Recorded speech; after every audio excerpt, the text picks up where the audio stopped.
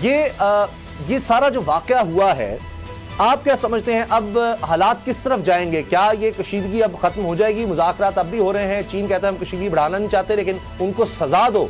चीन कह रहा है कि उन लोगों को सजा दो जिन्होंने ये सारी कार्रवाई करने की कोशिश की।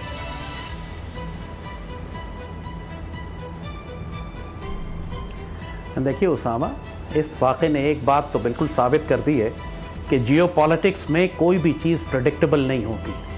आप जो एनालिसिस करते हैं, जो तज्जिया करते हैं, जो स्पेकुलेशंस होती हैं, जो आप अंदाजे लगाते हैं, वो किसी भी वक्त किसी भी ब्लैक स्वान इवेंट से, किसी भी प्रोवोकेशन की वजह से वो सारे अंदाजे एक हवा में भाप की तरह उड़ जाते हैं।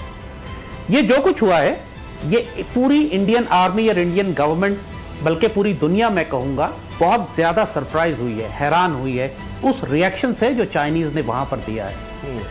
उससे एक बात और भी नज़र आती है कि चाइनीज़ कॉन्फिडेंस, उनको इतना एतमाद है कि वो इतना खून खराबा कर सकते हैं इंडियन आर्मी का, और अगर उसके कॉन्सिक्वेंस में कोई जंग होती है इंडिया के साथ तो चाइनीज़ उसके लिए तैयार हैं। उन्होंने ये पिछले 1.5-2 महीने से ये सब कुछ चल रहा था, लेकिन चाइनीज़ ने इस तरह का रिएक्शन कभी नहीं दिया था।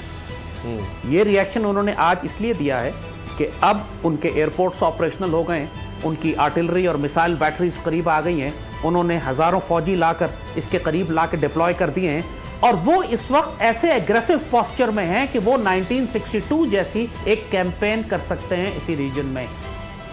And that is why they were so aggressive, यानी लिटरली स्टोन, एटमी ताकतें होने के बावजूद स्टोन एज के पत्थर के ज़माने की लड़ाई हुई, पत्थर मारे गए, एक दूसरे को लाठियां मारी गई, और एंटायर इंडियन कंपनी, तकरीबन 150 के करीब एक कंपनी के जो अफसर और जवान थे, उनको वाइप ऑफ कर दिया गया प्रैक्टिकली। चाइनीज़ कैजुअलिटीज़ भी हुई होंगी, लेकिन वो चाइनीज़, जाहिर है जब तक चाइनीज़ खुद ना बताएं वो किसी को मालूम नहीं हो सकती, और चाइनीज़ आमतौर पे अपनी कैजुअलिटीज़ को छुपा के रखते हैं। They will never tell you what happened there. मगर जो चीज़ बहुत इंपॉर्टेंट है नोट करने की, वो ये कि चाइनीज़ इंडियन साइकी को समझते थे बहुत अच्छी तरह। वो ये जानते थे कि नरेंद्र मोदी मक्कार और चालाक भी है, वादा खिलाफ भी है, धोखा भी देगा, इनसे निगोशिएट भी नहीं हो सकता हिंदुत्व के साथ, and the only language they understand is the language of brute force. और ये चारों एलिमेंट्स चाइनीज ने इस एक वाक़े में डिस्प्ले करके दिखा दिए कि किस तरह इंडिया के साथ डील करना है। इस वक्त इंडिया में क्राइसिस है, विदाउट एनी डाउट।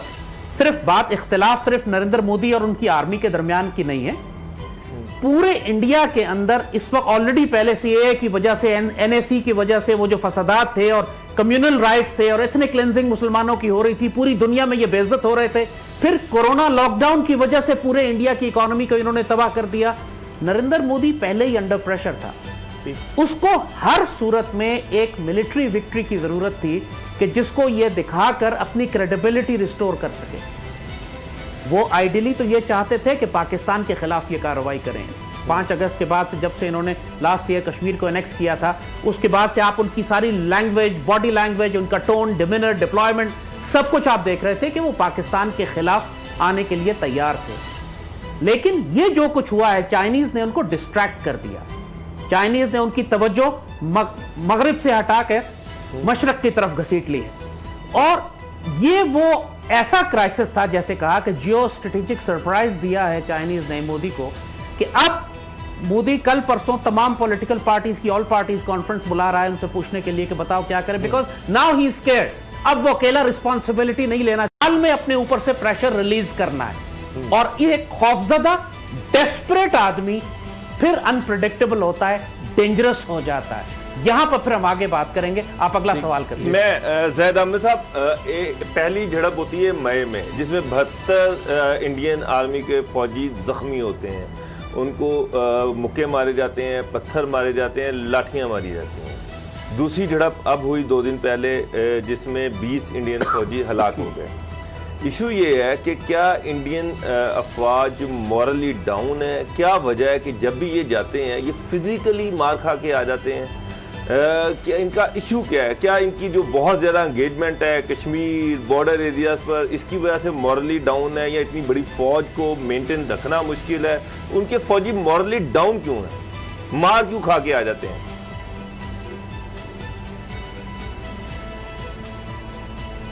देखिए, इंडिया की जो अक्सरियत फौज है, जो कैनन फॉडर जिसे आप कहते हैं, वो जो लड़ने वाले सिपाही हैं, वो सारे दलित, शुदर और उन शेड्यूल कास्ट के साथ हैं जिनको इंडियन सोसाइटी के अंदर अनटचेबल्स कहा जाता है, जिनको जलील करके रखा जाता है।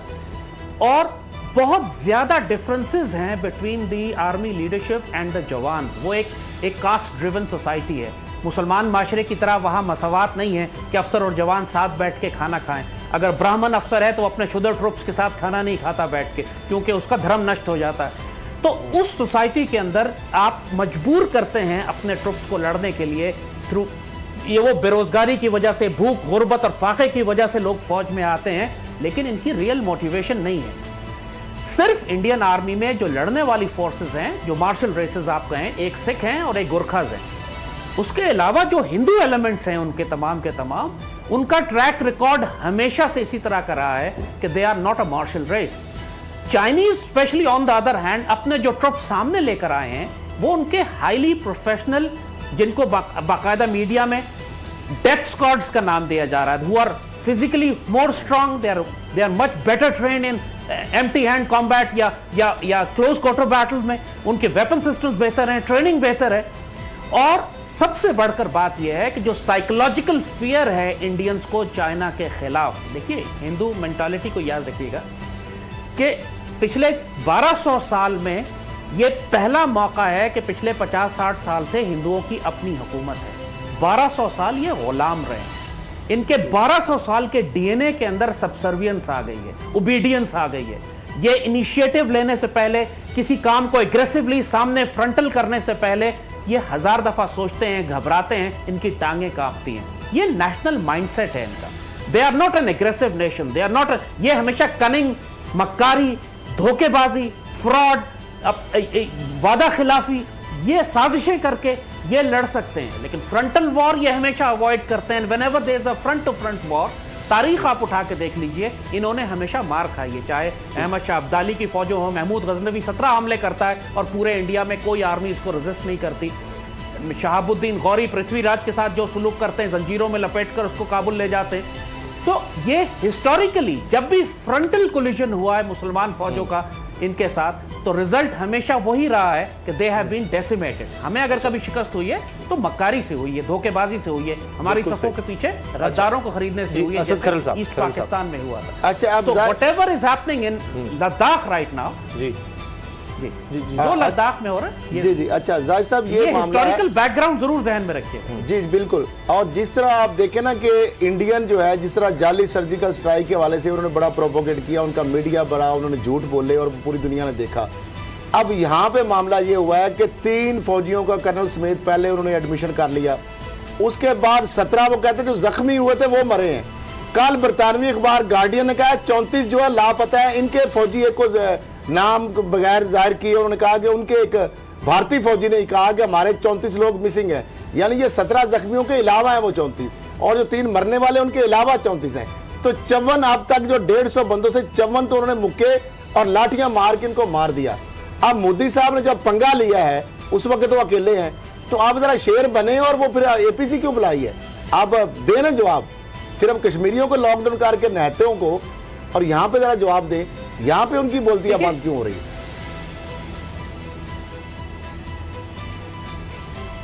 देखिए, जो बात मैंने आपसे अभी कही है ना कि मोदी इस वक्त एक बिफरा हुआ सांप है जिसकी दुम काट दी है चाइनीज ने। इसके साथ शक्ल नहीं रह गई, बेइज्जत हो गया। ये जो एक्सपेक्ट कर रहा था कि दोबारा चाइनीज से अपना इलाका वापस ले लेगा और मक्कारी और गुफ्तगू और नेगोशिएशंस में फंसा कर ये साजिश करके उस जगह को टेक ओवर करना चाहते थे, चाइनीज ने इनके दांत तोड़ दिए। अब मोदी के पास क्या ऑप्शंस हैं, मुझे बताइए। अब सिर्फ 2 ऑप्शंस हैं मोदी के पास। एक ऑप्शन ये है कि वो चाइना के खिलाफ एक मिलिट्री कॉन्फ्रंटेशन करे, वो ये कर नहीं सकता, he doesn't want to do it, he knows कि यहां तो बिल्कुल मारा जाएगा। दूसरा ऑप्शन उसके पास ये है कि अपनी कौम को सेटिस्फाई करने के लिए, अपना फेस सेविंग के लिए पाकिस्तान के खिलाफ कोई कार्रवाई करे जहां वो समझता है कि एक वीकर फ्लैंक उसको मिल रहा है। पाकिस्तान के अंदर इस वक्त जो डिसऑर्गेनाइजेशन है, जो कंफ्यूजन है, जो हमारे यहाँ बिजली, पानी, गैस, खुराक का, खाने पीने का, फ्यूल का कहत है, जो इंडिया की डिप्लॉयमेंट और सारी फोर्सेस थी जो कश्मीर पे उसने लगाई हुई थी पाकिस्तान के खिलाफ, जो ऑलरेडी डिप्लॉयड थी, उनके सारे फॉरवर्ड एयर बेसिस एक्टिव थे। ये अब मोदी के पास एक ही ऑप्शन मुझे नजर आता है वो ये कि पाकिस्तान के खिलाफ ये कोई लिमिटेड वॉर करने की कोशिश करे कि और कुछ एरिया हमारा कैप्चर करे या हमें नुकसान पहुंचाए या हम पर मिसाइल स्ट्राइक करे, कुछ करे ताकि इसकी इज्जत कुछ बच जाए। और आप जैसे कि आप खबरों में जान भी रहे हैं, आपके कोर कमांडर्स कॉन्फ्रेंस भी हुई है, DGISI के दफ्तर में भी मीटिंग हुई है, एक थ्रेट हमारे यहां फील हो रहा है। इंडिया ने मोबिलाइजेशन की है राजस्थान में, उनके शिप्स समुद्र में निकले हैं, उनकी डिप्लॉयमेंट जो लाइन ऑफ कंट्रोल पे इस वक्त भी जब हम बात कर रहे हैं तो एक फियर्स क्लैशेस हो रहे हैं लाइन ऑफ कंट्रोल पे, रोज हमारी कैजुअलिटीज और उनकी कैजुअलिटीज आ रही हैं। सो इस वक्त पाकिस्तानी कौम को एक हिस्टोरिक अपॉर्चुनिटी मिल रही है, पाकिस्तानी क़यादत को, हमारी मुसल्लह अफवाज को, कि चीन हमारा इत्तेहादी है। और जब वो इंडिया को प्रेशर में ला रहा है मशरक की जानिब से, लद्दाख के जम्मू कश्मीर के मशरक की जानिब से, तो हमारे पास ये मौका है कि हम चीन के साथ मिलकर एक टू फ्रंट क्राइसिस इंडिया के लिए खड़ा कर दें। इंडिया किसी सूरत में टू फ्रंट वॉर नहीं लड़ सकता। चाइना ऑलरेडी एक एग्रेसिव पोस्चर में है, खून बहा चुका है इंडियंस का। पाकिस्तान इस वक्त अगर एक एग्रेसिव पोस्चर ले, जस्ट सोचिए, जस्ट इमेजिन द सिनेरियो कि अगर पाकिस्तान और चाइना मिलकर आजाद कश्मीर के ऊपर एक नो फ्लाई जोन बना दें, ऐलान कर दें कि हम किसी जहाज को उड़ने नहीं देंगे, पाकिस्तानी JF-17 थंडर्स जाएं और लद्दाख में जो चाइनीज एयर बेसिस हैं वहां पे जाके लैंड कर जाएं कि हम इंडिया के मशरक से भी, हम उस जानिब से भी इंडिया पर हमला करने के काबिल हो जाएंगे। अगर आप ये नहीं करेंगे, हम अपना पोस्चर इस तरह का बना लें कि हम अखनूर और जम्मू की लाइन जो है वो काटने की बात करें, वो खुल के थ्रेट कर रहे हैं कि हम कराची ले लेंगे और हैदराबाद ले लेंगे और हम पाकिस्तान की GT रोड काट देंगे और आजाद कश्मीर और गिलगित बाल्टिस्तान पे कब्जा कर लेंगे। ज़ैद हामिद साहब, इंडिया के ताल्लुकात बांग्लादेश से खराब, नेपाल जैसे मुल्क के साथ उनके ताल्लुकात खराब, चाइना से ठुकाई हो गई, फौजी मॉरली डाउन है, माइनॉरिटीज खिलाफ हैं, अपोजिशन पार्टीज शदीद नरेंद्र मोदी के खिलाफ हैं। इन सारे सिनेरियो को देखें तो morally down India, morally down Modi, disintegrated कौम जो है वो पाकिस्तान से लड़ने की पोजीशन में है।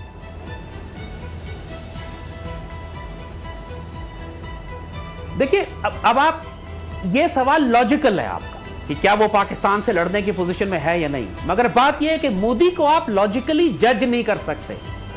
वो बावला है, ही इज अनप्रेडिक्टेबल। जब एक आदमी रैबिड होता है, इंसेन होता है, तो उसको क्या मोदी ने जो कुछ अब तक किया है, आप उसमें कोई भी चीज प्रेडिक्ट कर सकते हैं कि कोई सेन आदमी करेगा? तो कोई नॉर्मल आदमी ऐसे करेगा? पूरे इंडिया में 130 अरब की आबादी में एक लॉकडाउन लगा दिया, कश्मीर पर जिस तरह एथनिक वायलेंस, रिलीजियस वायलेंस जिस तरह हो रहा है, NCC, पूरे इंडिया को जिस तरह तबाह बर्बाद उसने किया है, क्या कोई नॉर्मल आदमी, सेन आदमी इस तरह कर सकता? So I would very strongly advice, क्योंकि मोदी के पास अब सिर्फ दो ऑप्शन है, जैसे मैंने कहा, या तो उसकी तख्ता जाएगा, उसकी हुकूमत जाएगी, उसका तख्त उलट जाएगा, या वो फौरन कुछ करे। अब उसके पास रिवर्स करने का और कोई ऑप्शन है नहीं। वो कश्मीर का स्टेटस जो उसने तब्दील किया है 5 अगस्त के बाद, उसको रिवर्स नहीं कर सकता, उसको आगे ही जाना है। और ही हैज नो ऑप्शन सिवाय इसके कि वो पाकिस्तान के खिलाफ कुछ गेन्स करने की कोशिश करे। क्या कैलकुलेट करके करेगा, उसके ख्याल में हम क्या रिस्पॉन्स देंगे, क्या वो समझता है जंग लिमिटेड रहेगी, ये सारी चीजें वो कैलकुलेट नहीं कर रहा है। इसमें अमेरिका का क्या रोल होगा? क्योंकि ग्लोबल टाइम्स जो उनका अखबार है चाइना का, वो ये कह रहा है कि दो चीजें बड़ी गलत सोच रहा है भारत। एक तो ये कि भारतीय अपने आप को बताते हैं अपनी कौम को मीडिया के थ्रू, वॉर मॉन्गनी के थ्रू कि जी भारतीय फौज ज्यादा ताकतवर है। दूसरा ये कि जी ये इस वक्त हालात ऐसे हैं कि चीन जवाब नहीं देगा और मुश्किल में है, ग्लोबली वो आइसोलेटेड है, तो हम ये कुछ चढ़ाई कर दें, अमेरिका हमारी बैक पर आ जाएगा, अमेरिका हमारा साथ देगा। समुद्रों में वो जहाज ला चुका है चाइना काउंटर करने के लिए। ताइवान की बात भी आपसे कोई ढकी छुपी नहीं, आप मुझसे बहुत ज्यादा बेहतर समझते हैं। तो ये अमेरिका का फैक्टर कितना अहम है इस सूरत हाल में?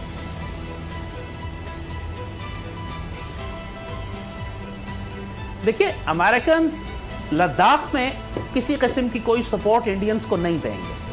चाइनीज को भी ये बात मालूम है और चाइनीज भी इसीलिए कॉन्फ्लिक्ट को लद्दाख में महदूद रखना चाहते हैं। इनको मालूम है कि अगर अमेरिकन के साथ प्रॉब्लम होती है तो वो साउथ चाइना सी में होगी, ताइवान पे होगी, वो उस तरफ होगी, उस थिएटर में होगी जहां पर चाइनीज कंफर्टेबल नहीं है इस वक्त लड़ना। और जो इस वक्त वीक एक्सेस है इंडिया का, जहां पर पूरी इंडियन आर्मी ट्रैप हुई हुई है आजाद जम्मू और कश्मीर के इलाके में, that is the battlefield which Chinese are going to choose.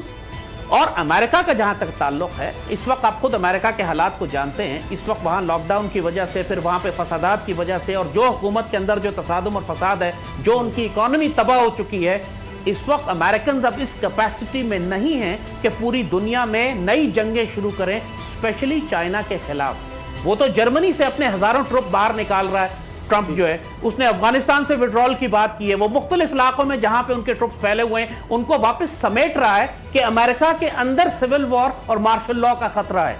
उन्होंने ऑलरेडी मिलिट्री पुलिस डिप्लॉय करना शुरू कर दी है वॉशिंगटन में, अमेरिकन शहरों में।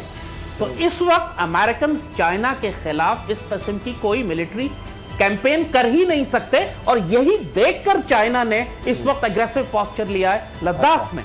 ठीक, लेकिन ज़ैद अहमद साहब, अगर मोदी फ्रस्ट्रेशन में कोई मिस एडवेंचर करता है, या आप इसको कह लें एडवेंचर करता है पाकिस्तान के खिलाफ, तो आप क्या सिनेरियो देखते हैं? देखिए, हमारे पास तो अब खोने के लिए कुछ नहीं है, जो हालात है वो आपके सामने है। कौम यूनिफाइड भी हो सकती है, एक भी हो सकती है।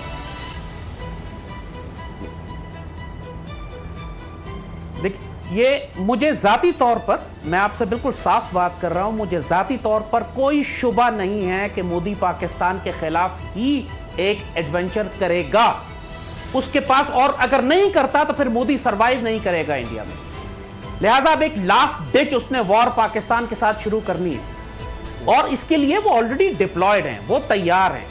वो ये समझते हैं कि अगर एक इंटेंस प्रेशर के साथ पाकिस्तान के खिलाफ आए तो वो हमारे अंदर कुछ किलोमीटर घुस भी जाएंगे, कुछ इलाके भी ले लेंगे, और फिर वो इस काबिल होंगे कि वो चाइना से और पाकिस्तान से नेगोशिएट करें। जाहिद अहमद साहब, जिस तरह आपने इब्तिदा में बात की कि कल जो डीजी जो ISA के हेडक्वार्टर में जो इजलास हुआ और फौरन जो वजारत खारजा में इजलास हुआ, आपको भी इतलात होंगी कि हमारे इदारों के पास ये जो इनके जो अज़ाइम है वो तो इतलात पहुंच चुकी है। तो जिस तरह पहले अभिनंदन का भी उन्होंने वाकया देखा, जाली सर्जिकल घर में घुस के मारने के भी वाकयात हुए, तो अभी भी दांत जिस तरह इनके पहले भी कटे, अब तो लाठियों और पत्थरों से, तो मेरा ख्याल अब फिर इनकी मजीद दुर्गति बन सकती है। कोई कामयाबी नजर तो नहीं आती, जिस तरह मोदी ने पहले भी मार खाई है जगह जगह पे। जी जय साहब, देखिए, एक बात ध्यान में रखिएगा कि हमने फरवरी में जो कुछ इनके साथ किया था, अब इंडिया उस गलती को दोबारा नहीं दोहराएगा। वो एग्जैक्ट वो सिनेरियो नहीं बिल्ड करेगा कि अपने जहाज सीधे सीधे भेज दे और हम उसको मार के गिरा लें और एक और अभिनंदन हमारे पास आ जाए। हमारा दुश्मन बहुत कमीना दुश्मन है, याद रखिएगा। और इसको समझने के लिए 1971 और मशरकी पाकिस्तान के सानहे को हमेशा सामने रखा करें। हमेशा इस बात को समझे कि ये हमारा दुश्मन अंदर से पहले गद्दार इस्तेमाल करेगा, बगावतें करवाएगा, पाक फौज को अंदर फंसाएगा, और जब हमारे लिए अंदर पाकिस्तान आर्मी फंस जाएगी और हमारे लिए एक्सटर्नल ड्यूटी मुश्किल होगी, तो उसके बाद ये फौजें लेके दाखिल होगा। इस वक्त पाकिस्तान में, मैं फैक्चुअल बता रहा हूं, मैं आपको साफ बता रहा हूं कि पाकिस्तान के तमाम सूबों में बगावतें बर्पा करने के लिए दहशतगर्दों को एक्टिव कर दिया है, जो इंडियन एसेट्स हैं, चाहे वो GSN सेपरेटिस्ट मूवमेंट्स हो, चाहे वो MQM एलिमेंट्स हो, चाहे PTM और TTP हो, चाहे BLA या BRA हो। ये तमाम एलिमेंट्स को इस वक्त इंडिया ने एक्टिवेट किया है। पाकिस्तान के रियासती इदारों के अंदर भी उनके असासे ज़ैद साहब, बहुत शुक्रिया, हुकूमत से सियासी मुखालिफत की वजह से लोग इस कदर गिर के जलील हो चुके हैं जी, मेरे कि पास वो